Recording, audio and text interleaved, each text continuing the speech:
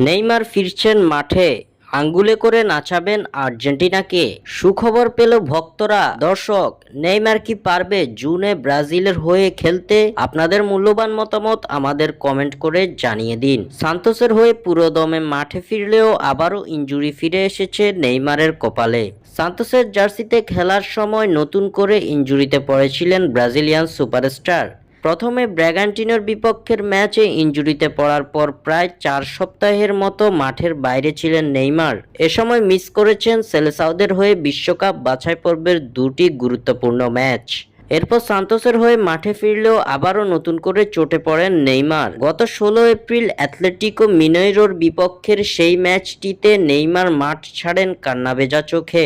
এই ইনজুরি নেইমারকে মাঠের বাইরে রেখেছে প্রায় 3 সপ্তাহেরও বেশি সময়। বারবার ইনজুরিতে পড়া ব্রাজিলিয়ান তারকা ঠিক কবে নাগাদ আবারও পুরোদমে মাঠে ফিরতে পারবেন, এই প্রশ্ন এখন ভক্তদের মনে। তবে এবার ব্রাজিলের পরবর্তী ম্যাচের আগেই ভেসে এলো সুখবর। মাঠে ফিরছেন নেইমার। দ্রুত মাঠে ফেরার জন্য কঠোর পরিশ্রম করছেন এই ব্রাজিলিয়ান সাংবাদিক লুকাস মুসেত্তির তথ্য মতে বর্তমানে সান্তোসের মেডিকেল টিমের সঙ্গে পরিপূর্ণ রিহাবে আছেন নেইমার জুনিয়র।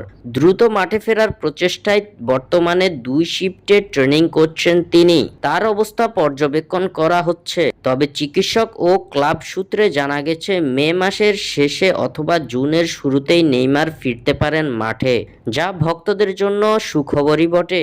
স্বাক্ষর থেকে সাদবিন ইসলাম।